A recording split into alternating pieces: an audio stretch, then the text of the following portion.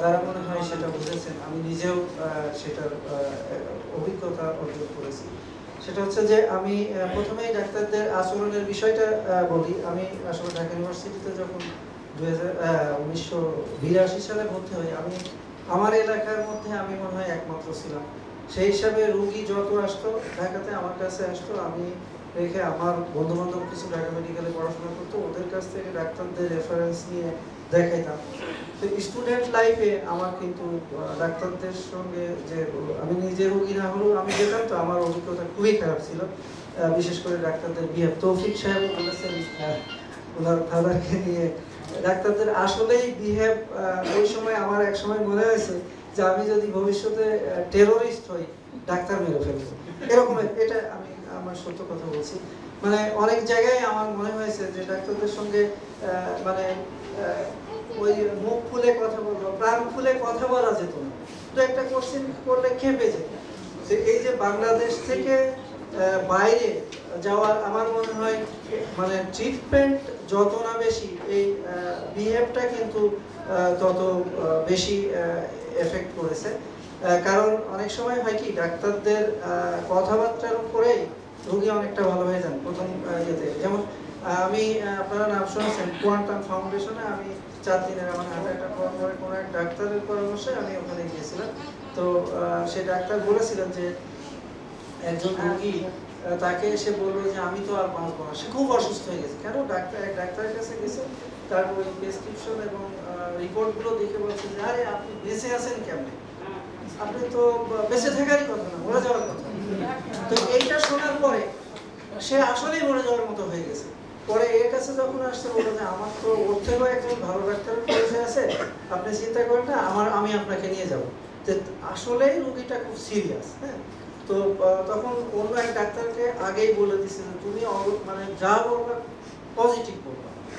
তো তারপরে এই রোগীকে নিয়ে গেছে, নিয়ে যাওয়ার পরে সে খুব ভালো করে পরীক্ষা করছে, আগে কিছু করেনি, দেখে দেখে খুব অনেক সময় ধরে তাকে দেখছে, রিপোর্টগুলো দেখছে, বলছে যে আপনাকে, সে আবার বলছে যে আমার তো আমার ডাক্তার বলছে এরকমের বেঁচে আছেন, কিন্তু যে আমার মনে হচ্ছে যে কোথায় ওই ডাক্তার ভুল করছে, আপনার রিপোর্টগুলো দেখে কিন্তু আমার কাছে মনে হচ্ছে আপনার খুবই ভালো আছে, হ্যাঁ আপনার তেমন কিছুই হয়নি, তো এটা আপনার কোনো সমস্যা না, আমি ওষুধ দিয়ে দিচ্ছি, আপনি এগুলো খেলে ভালো হয়ে যাবেন। এবং সে লোক নাকি 5 বছর বেঁচে ছিল।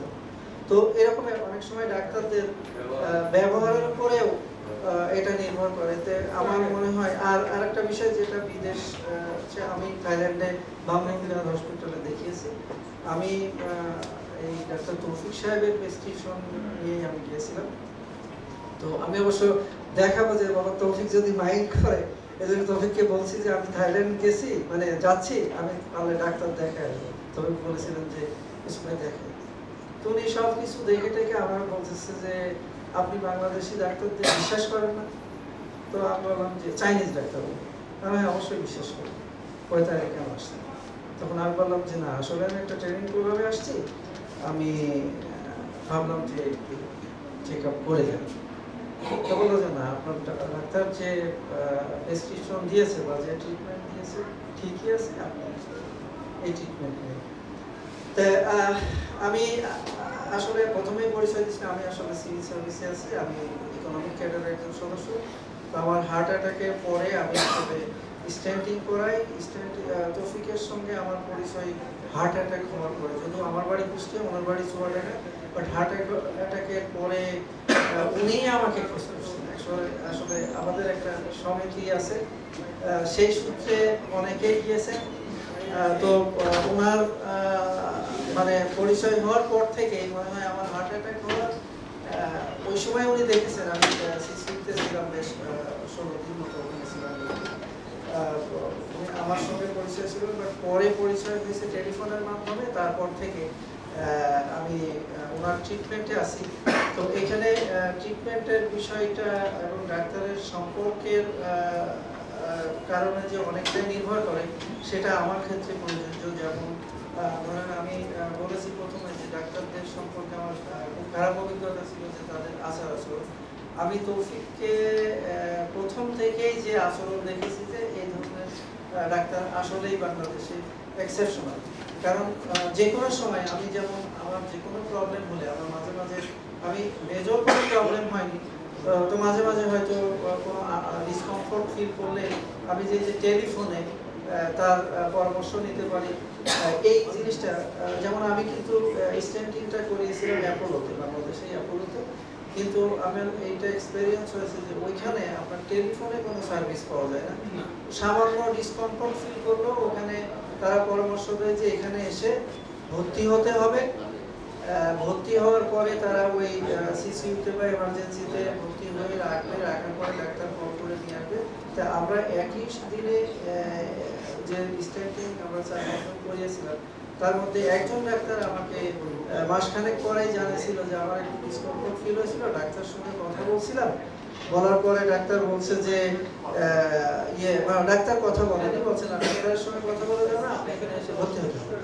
তো ভর্তি তারপরে যেহেতু বলেছে যে ভর্তি হয়েছে 2 দিন ছিল এবং তাকে 60,000 টাকা বিল ধরিয়ে দিয়েছে, আসলে কিছুই হয়নি। তো তখন আমি দেখলাম যে আমার যদি এরকমের হয় আমার পক্ষে সম্ভব না, আমি সরকারি চাকরি করি। আমি সেই দিনই তৌফিক সাহেবের সঙ্গে আমি তৌফিকই বলি, তুমিও বলি, কারণ তৌফিক আমার অনেক জুনিয়র, সেই হিসাবে মানে তৌফিক আমাকে কাইন্ডলি অ্যালাউ করছে, সেই হিসাবে আমি তৌফিকই বলি। তো তৌফিক আমি তো তোমার আন্ডারে ট্রিটমেন্ট থাকবে, এনি টাইম যখন কোনো সমস্যা নেই। এরপর থেকেই আমি ওনার ট্রিটমেন্টে, আর ওই যে ওষুধের কথা বললেন না যে উনি অনেক ওষুধ দেন, তো এইটা আমারও অনেকগুলো ওষুধ দিয়েছি, হ্যাঁ। তো আমি 10টা ওষুধ খাই। আমি মিনিস্ট্রিতে জ্বালানি মন্ত্রণালয়ে আছি, কোনো ডাক্তার হয়তো বা কেউ আমাকে সাজেস্ট করে যে আপনি এত ওষুধ খান, তো অনেক সাইড ইফেক্ট হবে বা অন্য কোনো সমস্যা হতে পারে, এই ওষুধ মনে হয় ঠিক হচ্ছে না। তা আমার মনেও একটু সন্দেহ হয়েছিল। আমি একদিন তৌফিককে বললাম, তুমি আমাদের এতগুলো ওষুধ দিছো, তুমি যদি কোনো কিছু অন্য কোনো সাইড ইফেক্ট হয়। তা আমি তৌফিকের দেওয়া ওষুধ খাচ্ছি প্রায় 5-5.5 বছর। তো তৌফিক আমাকে তখন বলছে, ভাই আপনার কি কোনো সমস্যা হয়েছে? ভাই তাইলে আপনার সমস্যা কি? আমার না কোনো সমস্যা নেই, মানুষ বলে তাই বিশ্বাস করবো। তো অ্যাকচুয়ালি আমার তো কোনো সমস্যা হয়নি। আমি যদি কারণ তৌফিক আমাকে একটা সার্টেন টাইম পর কিছু টেস্ট করায়, যে আগে তৌফিক সেটা বলেছে যে আপনার কিডনি, তারপরে আপনার লিভার বা ডায়াবেটিস, এইগুলো সবগুলোই, এবং কোলেস্টেরল, এই সবগুলোই কিন্তু আমার মনে হয় 6 মাস বা 9 মাস পর তুমি আমাকে সার্চ করো, আমি টেস্ট করি, কিন্তু আমার কোনো পরিবর্তন হয়নি। আবার শারীরিকভাবেও আমার কোনো সমস্যা হয়নি। তো এখন তৌফিকের ওই কথার সঙ্গে আমার সুর মিলাই বলে, আমি তো ওষুধ যদিও বেশি খাচ্ছি, আমার তো আসলে কোনো সমস্যা হয়নি। তাহলে ওষুধ খেয়ে যদি ভালো থাকি, তাহলে বেশি ওষুধ হলে কি আসলে সমস্যা আছে? আমি মনে করি যে সমস্যা নেই এবং আমি খুব ভালো আছি। তবে হ্যাঁ, ওই যে কোনো সমস্যা হয় না একেবারে সঠিক না। আমার মাঝে মাঝে একটু সমস্যা হয়েছে, যে কারণে আমার স্টেন্টিং করার পর 2 বার আবার হাসপাতালে ভর্তি হতে হয়েছে তৌফিকের পরামর্শে। সেটা হচ্ছে যে আমি পরে এটা রিয়েলাইজ করেছি যে আমার 2টা কারণে আমি একটু অসুস্থ হই। সেটা হচ্ছে যে যখন আমার অফিসে কোনো সিরিয়াস কোনো কাজ থাকে বা খুব টেনশনে থাকি, স্ট্রেস নিই, আমাকে তৌফিক যেটা বলেছে, হার্টের রোগীদের স্ট্রেস নিলেই একটু সমস্যা। যখন খুব স্ট্রেস আসে তখন আমার একটু পেইন হয়, একটু হাতের দিকে ব্যথা যায়। আর আরেকটা হচ্ছে যে যদি কখনো ঘুম না হয় ঠিক মতো, তা আমার মূলত এই 2টা কারণেই একটু মাঝে মধ্যে সমস্যা হয়। আবার যদি আমার স্ট্রেস না থাকে বা যদি ঘুম ঠিক মতো হয়, আসলে আমার কোনো সমস্যা হয় না। তো এই জন্যে আমি বলবো যে ওষুধ খেলেও আলটিমেটলি ওই রকমের যদি দেখা যায় যে আপনার সাইড ইফেক্ট হচ্ছে, তখন না ওষুধের দোষ আসতে পারে, তাছাড়া তো ওষুধের দোষ আসার কথা না। আর তৌফিকরে ভালো লাগে একটা বিষয়, আমার মনে হয় যারা তৌফিকের সরাসরি রোগী, তৌফিকরে মানে কন্টিনিউয়াস কোর্সিং করা যায়, ও তৌফিক কখনো রাগে না। এইটা এই ধরনের ডাক্তার বাংলাদেশে কম বলেই বাংলাদেশের রোগীরা বাইরে যায়। আর আরেকটা বিষয় হচ্ছে যে এটাও কিন্তু আমার মনে হয় সেই 80-র দশক আর এই এখন 2016 সালে চেঞ্জ হচ্ছে। মানে অনেক ডাক্তারই দেখা যাচ্ছে যে আচরণ অনেকটাই পরিবর্তন করতেছে আস্তে আস্তে। এটা একটা বিষয়। ডায়াগনস্টিক সেন্টারের বিষয়গুলো আমাদের যদিও অনেক ব্যাংকের ছাতার মতো আছে, বাট এর মধ্যে কোয়ালিটেটিভ ডায়াগনস্টিক সেন্টারও আছে, সেইগুলো রিপোর্ট একেবারে যে খারাপ তা না, কারণ এইগুলো অনেকেই আমাদের পরিচিত আত্মীয় স্বজন বন্ধু বান্ধবরা অনেক সময় ইন্ডিয়া যাচ্ছে বা সিঙ্গাপুর যাচ্ছে বা থাইল্যান্ড, আমি তাদের সঙ্গে এক্সপিরিয়েন্স শেয়ার করি, যেহেতু আমি একজন রোগী। সেই হিসাবে দেখা যায় যে এই টেস্ট কিন্তু অনেক জায়গায় বলতেছে না টেস্ট সঠিক আছে, ট্রিটমেন্টও সঠিক আছে, এখন কিন্তু হচ্ছে এইগুলো। আর তৌফিকের সবচাইতে আর একটা বড় গুণ হচ্ছে যে আপনার রোগীরা মনে হয় সরাসরি অ্যাক্সেস পায়। আমি জানি না আপনাদের কি কোনো অভিযোগ আছে যে তৌফিক টেলিফোন করলে ধরে না বা সাজেশন দেয় না? আমার যেটা মনে হয়, আমি যখনই যে কোনো, শুধু আমার নিজের জন্য না, আসলে আমার মাকেও তৌফিককে দেখায়, আমার ওয়াইফের কোনো সমস্যা হলেও তৌফিককে দেখায়, ইভেন আমার ছেলে মেয়ে ওদের কোনো সমস্যা হলে তৌফিক, হার্টের রোগী, ডায়াবেটিস, এরকম যে কোনো রোগ হলে তৌফিককে আমি দেখাই। যদিও আমার কিন্তু নিজের ভাগ্নি ডাক্তার, ভাগ্নি জামাই ডাক্তার, বন্ধু বান্ধব অনেক ডাক্তার, বাট আমি কেন জানি তৌফিকের উপরে একটা বিশ্বাস এসে গেছে, যে কারণে ওকে আমি যে কোনো ইয়ে হলে আমার পরিচিত সার্কেলে কেউ বললে ওকে বলি, ওর কাছে দেখানোর জন্য বলি। আর একটা বিষয় হচ্ছে যে এই যে আপনার অ্যাওয়ারনেস, এটা কিন্তু ম্যাক্সিমাম ডাক্তার করেন না। আমার জানার মতে আমার পরিচিত ডাক্তারদেরও আমি ওদেরকে এরকমের দেখি না। এটাও আমি বলবো যে তৌফিকের একটা বড় গুণ। তো যাই হোক, আমি শেষে তৌফিকের অবশ্যই তার প্রফেশনের সাকসেস কামনা করি এবং সুস্বাস্থ্য কামনা করি, এবং সবাই যাতে তার সেবা দীর্ঘদিন পান এই কামনা করি। আর স্পন্সর ধন্যবাদ।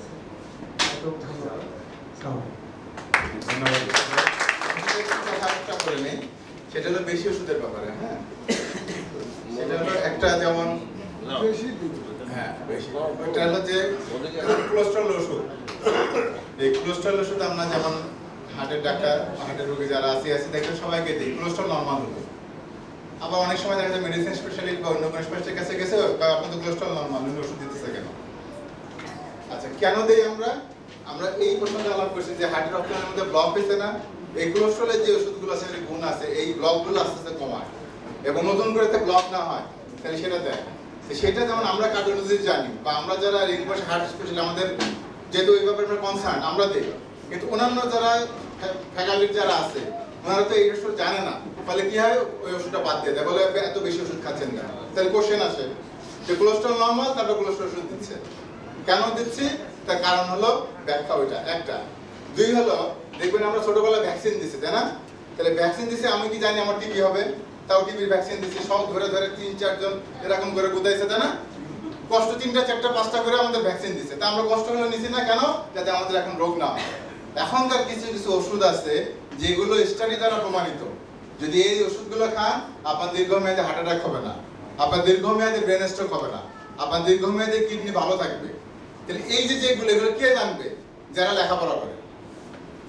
সুতরাং আপনার স্বাভাবিকভাবে যদি আমি বুঝি যে আপনার তো ডায়াবেটিসের কারণে এত বছর পরে আপনার কিডনি ঝামেলা হতে পারে, ব্রেন স্ট্রোক হতে পারে, তাহলে তো আমাকে ওষুধটা দেওয়া জরুরি, যে ওষুধটা আপনাকে এটা প্রিভেন্ট করবে, ঠিক না? তাই স্বাভাবিকভাবে আপনার ওষুধ কি বাড়বে না কমবে? So this is the explanation.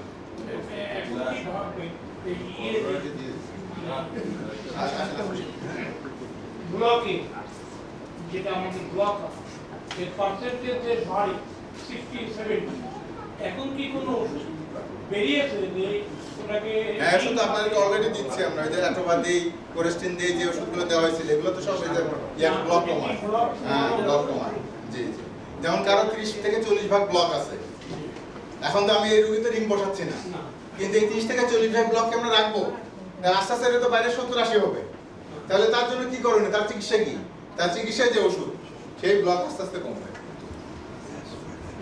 আসসালামু আলাইকুম। আল্লাহ পাকের বহুত বড় রহমত, এহসান এবং করম ও ফজল যে আল্লাহ পাক আমাদের একটা ভালো অনুষ্ঠানে আসার তৌফিক দান করেছেন, এই জন্য আমরা সবাই বলি আলহামদুলিল্লাহ।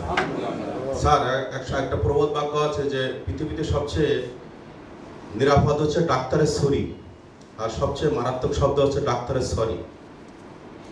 তো স্যার, আপনাকে ধন্যবাদ যে আপনি আমার একটা অনুষ্ঠান এনেছেন। আমি নিজেও একটা ছোটোখাটো হাইপার টেনশনের পেশেন্ট, যেটা আমার জেনেটিক কারণেই হয়ে থাকে, প্রত্যেকের হাইপার টেনশন আছে।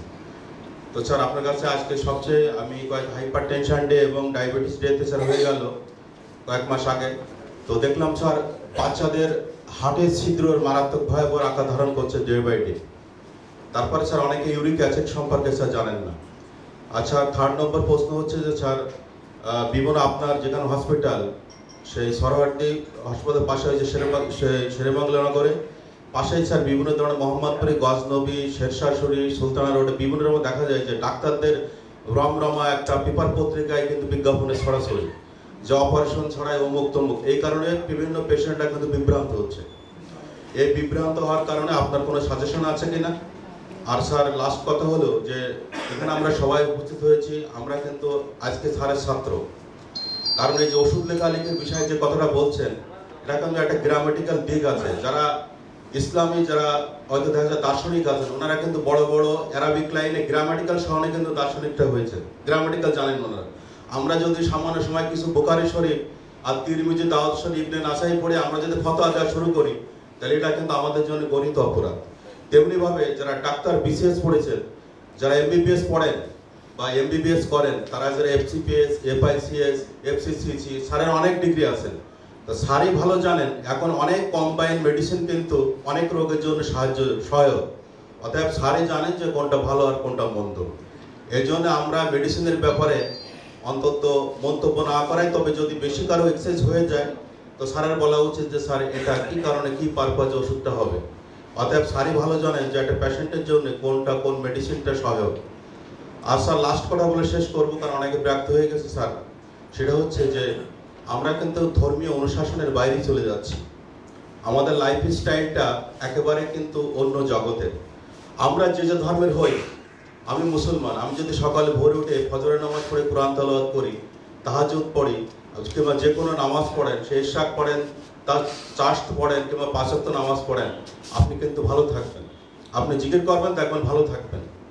আপনি যদি হিন্দু হন, আপনি গীতা, রামায়ণ পড়েন, কিংবা ভালো মানুষের উপদেশ দেওয়া শেখেন, এটাও কিন্তু আমার হৃদয় রোগ। হার্ট রোগ মানে তো হৃদয়, আমার হৃদয়কে ভালো রাখতে হবে। আমি একজনের বলবো আই লাভ ইউ, কিন্তু তার মধ্যে যদি কৃপণতা থাকে, সেটাও কিন্তু হৃদয় রোগ। আমার এই রোগটা, আমার হৃদয়কে আমার ভালো রাখতে হবে। মানুষের সাথে আমার গুড উইল, মানুষের সাথে আমার ভালো সম্পর্ক, আমার একটা ভালো আদেশ। আমি সবসময় মানুষের কৃপণতা, কপটতা, আমার বিভিন্ন ধরনের পরনিন্দা, পরচর্চা, এগুলো যদি কই, এগুলো কিন্তু হার্টের একটা অন্যতম কারণ। এইগুলো থেকে আমাদেরকে বিরত থাকতে হবে। আমাদেরকে সবচেয়ে ভালো সাজেশন দিতে হবে। আমাদের যে কোনো ধর্মীয় অনুশাসনগুলো আপনি মানেন, দেখবেন আপনি কিন্তু ভালো থাকবেন। পাশাপাশি স্যার, আল্লাহ আপনাকে হায়াত তারাজ করুক। আপনার যেরকম বিশ্বে আপনি বিভিন্ন সুনাম রাখছেন, বাংলাদেশেও আপনি আগামী দিনে এরকম পাথেয় পেশেন্টের জন্য এই দোয়া করি। আপনি স্যার, আল্লাহ আপনাকে ভালো রাখুক, আপনার সেবায় কামলে আল্লাহ নসিব করুক, আপনার হায়াত দারাজ করে এই সংক্ষিপ্ত সময়। আসসালামু আলাইকুম। ধন্যবাদ। আচ্ছা, কোশ্চেন একটা, যে ওই যে আমাদের এনএসিবির সামনে পেপারে অ্যাড দেখেন অনেক পেপারে, যে ভদ্রলোক বা যে ডাক্তার, এটা আসলে নৈতিকতার ব্যাপার, যে ভদ্রলোক এই অ্যাড দেয় রিং ছাড়া চিকিৎসা, ওই ভদ্রলোকের রিং লাগানো, ঠিক আছে? না না, বোমা সাজার তো এখানে ওরা আমাদের, হ্যাঁ উনি ভদ্রলোকের, ওনার হার্ট অ্যাটাক করার পরে উনি আসলে ঢাকা মেডিকেল কলেজে যখন ছিলেন, পড়ে যাবো না, সিপিআর দেওয়া হলো, এক দ্য এন্ড অফ দ্য আসলে অফিস আওয়ার। তারপর ওনাকে দৌড়াদৌড়ি করে তারপরে রিং লাগানো হলো, মানে যার আল্লাহ ওনার খায়াত রাখছেন এবং উনি ভালো আছেন। এখন উনি ওই যে পেপার দেয় রিং ছাড়া চিকিৎসা। আসলে যার যেটা লাগবে, যার রিং লাগে তার রিং, যার ওষুধ লাগবে তার ওষুধ, যার বাইপাস লাগবে তার বাইপাস, ঠিক আছে? সুতরাং একটা রোগী যদি আরেকটা দ্বারা আমি চিকিৎসা করতে চাই, এখন একটা রোগী অ্যান্টিবায়োটিক লাগবে একটা, আমি যদি আরেকটা দোষ চিকিৎসা করছি তো ভালো হবে না। এটা রোগী ঠিক থাকে, সেটা সাফার হবে। যে রোগীর রিং লাগবে না, সেই রোগীতে রিং ছাড়া চিকিৎসা করতে পারবে। আবার যে রোগীর বাইপাস লাগবে না, বাইপাস ছাড়া চিকিৎসা করতে পারবে। কিন্তু যার রিং লাগবে, বাইপাস লাগবে, তাকে আসলে সেই চিকিৎসারই পরামর্শ দেওয়াটা আমাদের নৈতিকতা। আসসালামু আলাইকুম স্যার। যারা দীর্ঘদিন যাবৎ মানে ব্লাড প্রেশারে, মানে উচ্চ রক্তচাপে ভোগেন এবং উচ্চ রক্তচাপের ওষুধ খাচ্ছে, তারা রক্তচাপ স্বাভাবিক হলে ওষুধ খাওয়া বন্ধ করতে পারবে কিনা? 2, আর স্যার যারা অনেক মানে ব্রেন স্ট্রোকের রুগী, যারা দীর্ঘদিন যাবৎ অ্যাডোবা খাচ্ছে, এক সময় দেখা যাচ্ছে তাদের মানে লিভার কিংবা কিডনিতে মানে সমস্যা হচ্ছে, অ্যাডোবা কি এটা কোনো সাইড এফেক্ট কিনা? আর আরেকটা প্রশ্ন স্যার, আর ডাক্তারের ব্যবহার সম্পর্কে স্যার আমারও একটু অভিযোগ আছে। আপনি যেমন আপনার মতো ডাক্তার বাংলাদেশে যদি থাকতো, তাহলে কেউ মনে হয় ইন্ডিয়া, থাইল্যান্ড, সিঙ্গাপুর কোথাও যেত না। আমার ব্যক্তিগত 2টো অভিজ্ঞতার কথা বলি। আমার স্ত্রীকে নিয়ে গেলাম আমি প্রফেসর ফিরোজা বেগমের কাছে। তা ওনার কাছে দেখার পরে উনি বললো কি এই টেস্টগুলো করেন।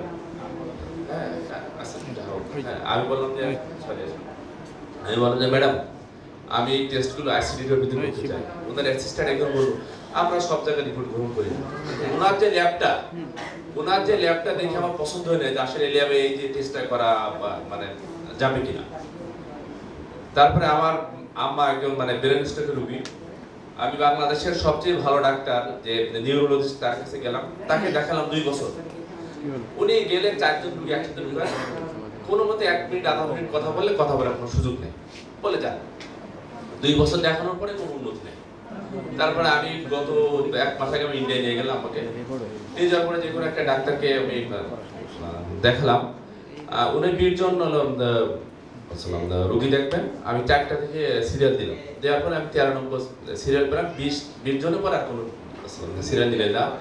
উনি নেওয়ার পরে প্রথমে পেশেন্ট দেখার পরে বলছে উনি তো খুব ভালো মানের একটা ডাক্তার, তো উনি এই ওষুধটা যে আপনার আমাকে দিলেন আপনি বলেন না যে এই সমস্যাগুলো হচ্ছে।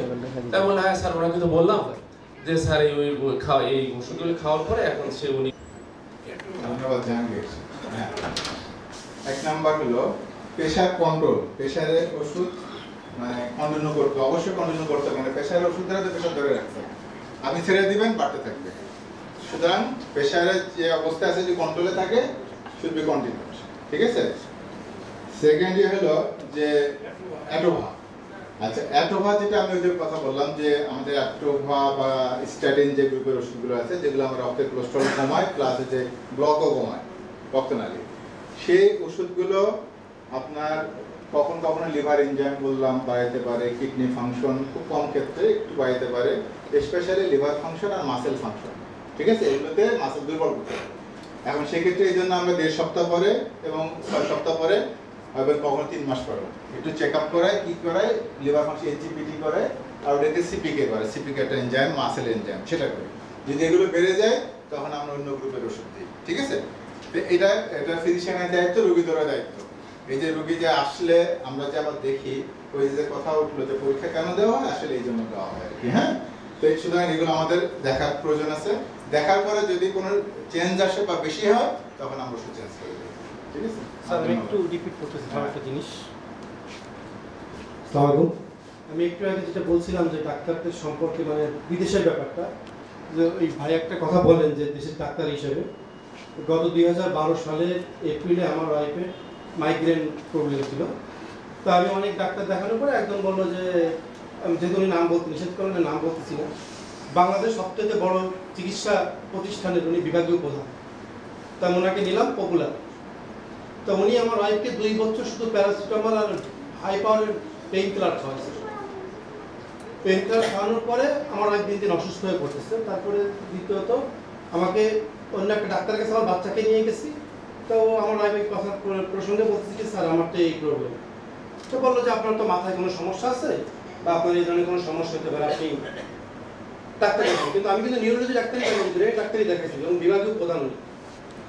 পরে পপুলারে অ্যাপোলোতে গেলাম, অ্যাপোলোতে যাওয়ার পর ওরা বললো যে হ্যাঁ আপনার ভেলোরে নেওয়ার পরে যদিও সেই বোর্ডের একজন ডাক্তার এখন স্কয়ার হসপিটাল আছেন উনি, তো ওই দেখানোর পরে ওরা বললো যে না ওনার ব্রেনে একটা গ্ল্যান্ড ধরা পড়ছে ঠিকই, কিন্তু এটি টিউমার না। কিন্তু এরা ট্রিটমেন্ট করছে প্রথম পপুলারে ব্রেন টিউমারের ট্রিটমেন্ট করছে। পপুলার ট্রিটমেন্টটা আমার পছন্দ যেহেতু হয়নি সেহেতু নিয়ে গেছি তখন অ্যাপোলোতে নেওয়ার পরে ওখানে নেওয়ার পর ওরা প্রথম আমি কনফার্ম হওয়ার জন্য যে এটাকে আসলে কি টিউমার কিনা, উনি ডাক্তার সাহেব এরকম বলছেন যে এটা টিউমার না। উনি আবার বলছে যে আমি আপনাকে শিওর দিচ্ছি যে 100% শিওর দিচ্ছি যে এটা টিউমার না, এবং উনি তৃতীয়বার বলছেন আমি কোট করে বলতেছি যে এটা টিউমার না।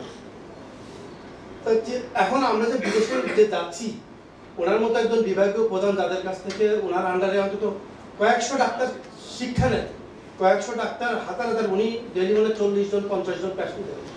তো ওনার যদি আচরণ এরকম আর উনি যদি ভুল ট্রিটমেন্টটা আমার 2.5 বছর করে আমার সে বিচারের অসুস্থ মানে আরো পঙ্গু করে দিলেন, এই বিচারগুলো কে একটা কমপ্লেন করলো যে এক মেডিকেল একটা ভালো মানের, আমি অবশ্যই স্বীকার করি।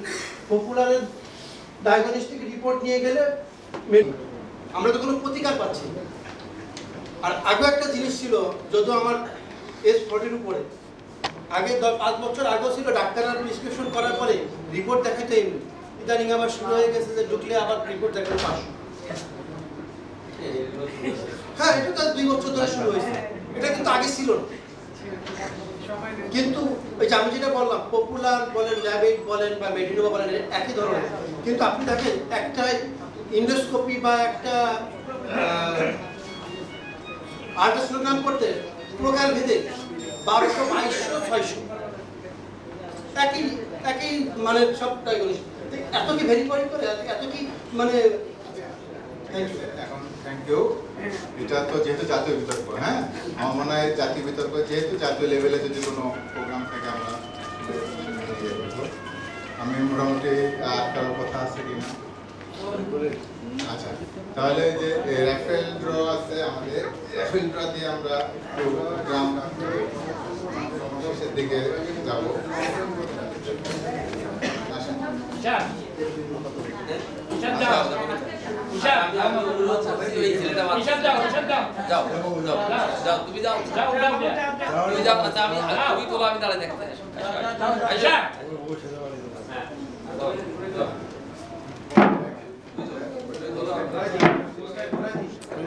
মোবাইলটা সরাইতে বলো। আচ্ছা, এখানে গিফটের মধ্যে ওগুলো দেওয়া হয়েছে যেগুলো আসলে আমাদের প্রত্যেক জীবনে কাজে লাগবে। এর মধ্যে হলো ডায়াবেটিসের মেশিন আছে আর বিপি মেশিন আছে। আবু ইউসুফ মিয়া mobile number 0155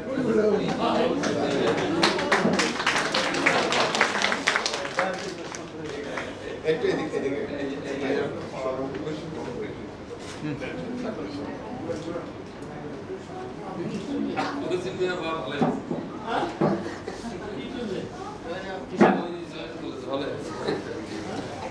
Congratulations, Yusuf bhai. আচ্ছা,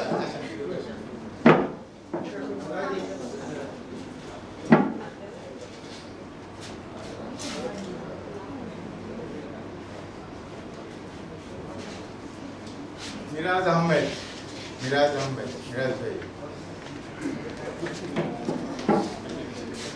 BP machine, stethoscope, BP machine.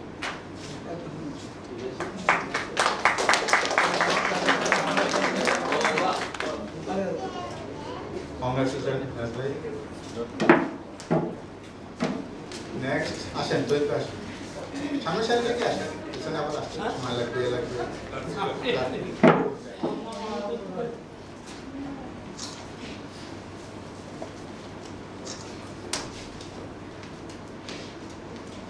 Motiar আসেন। 01946299003 0194629 আচ্ছা 99003 আসেন।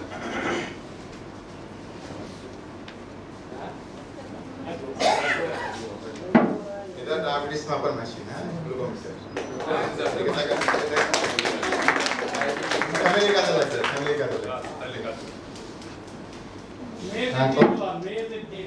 আচ্ছা,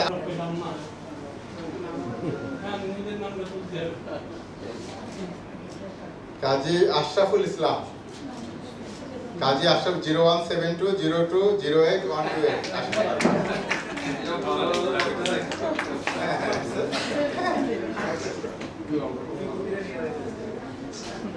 Congrats, আশরাফুল ইসলাম। আর তুমি আসো, পাশে দাঁড়াও, আসো। মোহাম্মদ কামরুল হাসান, 01716150458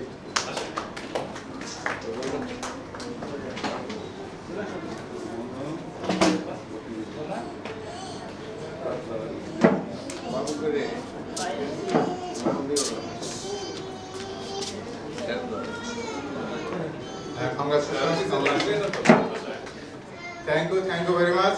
আপনাদের সকলকে অবশ্যই আসার জন্য ধন্যবাদ। আর ধন্যবাদ এই যে অনুষ্ঠানের আনুষ্ঠানিক সমাপ্তি আমাদের ডিসিস্টেন্ট pharmaceuticals and biopharma managing director সাহেব।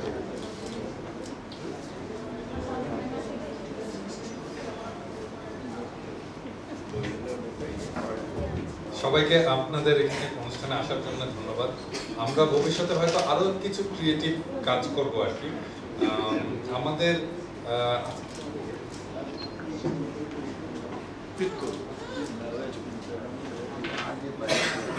আচ্ছা, আপনাদের ইয়েগুলো তো আমাদের কাছে আছে।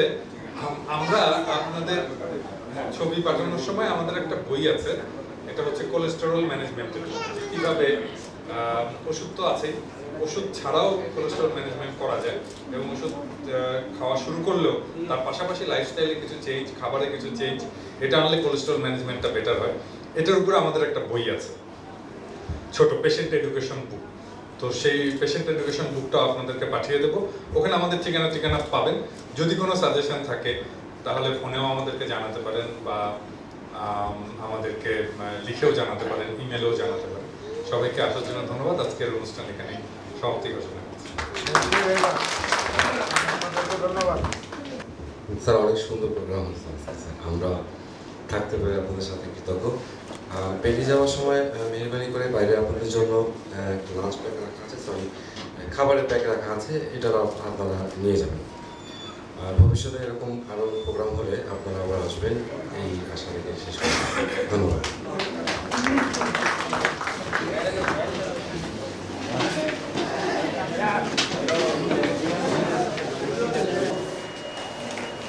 অনেক বিকেলের দিকেও টাইম দিচ্ছে আর কি। আমি কালকে কথা বলছি, কালকে ছিলাম না তো, আমি ঢাকার বাইরে ছিলাম। আপনি আছেন তো? ওকে, ঠিক আছে, ঠিক আছে।